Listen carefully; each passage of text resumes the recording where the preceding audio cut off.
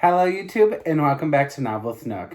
So I just wanted to apologize quickly for the lighting. Right now I'm in like the office area of my parents' house, and recently we've had been doing like renovations and stuff. So there's always like people, like two guys here doing renovations, making a bunch of noise with saws, so it's like not a good time to like record during the day here. And because it's winter time, it gets dark pretty quickly here. So I'm just gonna have to be recording at night for the time being because I don't have time during the day to record. And this is the best lighting I can do until my dining room area gets like all renovated and fixed. So for this video, I'm gonna be doing the Harry Potter Christmas book tag. So, let's begin.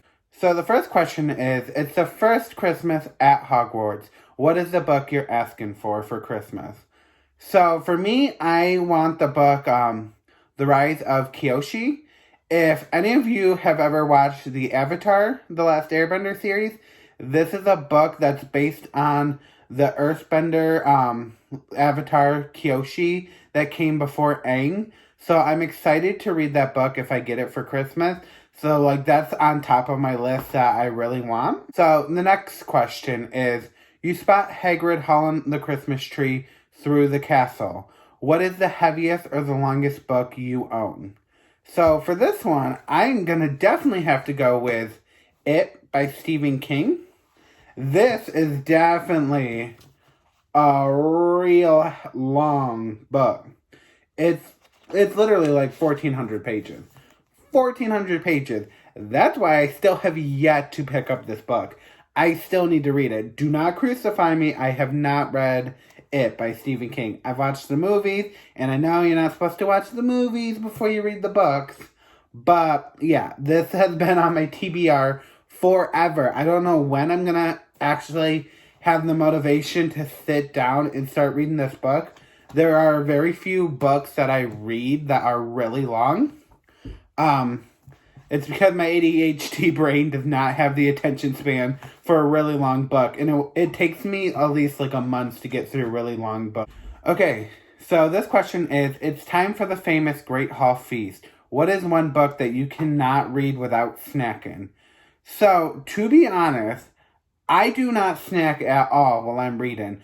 I'm one of those people that don't like to get my books dirty at all. So I try not to snack or drink around my books because I don't want to get it like Cheeto dust all over it, crumbs in it, liquids all over it. So I tend not to snack if I'm reading, but if I do, it's usually like something that does not stick to your hands. So I don't have a specific book for that question. Next question. Well done. You brewed your first polyjuice potion. What is one book that you would change the cover of? So, for that book, I chose Unholy by Neil Shusterman. This author actually came to our school to visit. I think this is my signed copy. Yep, it's my signed copy. But, to be honest, I don't love the cover of this. The story is actually good. I really love the book. It has a great concept. It's just an interesting sci-fi read. But, I do not like the cover of this. Like, if he was not coming to my school, if this was not, like, a book we read for our book club I was in high school, I would not have picked this up just from looking at the cover. Because I know you're not supposed to judge a book by its cover, but let's be honest, who doesn't look at a book and think, do I actually want to read it? Like, it sounds interesting, but I don't like the cover. But yeah, this I would change the cover of in a heartbeat. Next question. You receive a brand new Firebolt for Christmas. What is a book that you've read really quickly? For that, I chose Miss Peregrine's Home for Peculiar Children. So this book I got around Easter time a couple years back. And I read this book within like, I think 2 or 3 days. It was that good. I high-key recommend this book. I still have only read just the first 2 books. I need to get back into reading this series because it was originally a trilogy, and now there's a new trilogy of books that take place in, I think, America. But yeah, This book I read real quick, loved it, high key recommend. Okay, next question. You get hit by one of Fred and George's flying snowball. What is one book you wanted to throw across the room? So for this book, I don't have a physical copy of because I can't find it, and I think it's a good thing I can't find it. But I would choose New Moon by Stephanie Myers. I I did enjoy the Twilight series, don't get me wrong. But New Moon I just could not get through. As soon as Edward left, it was just Bella whining for like page after page, and I just could not get through reading that.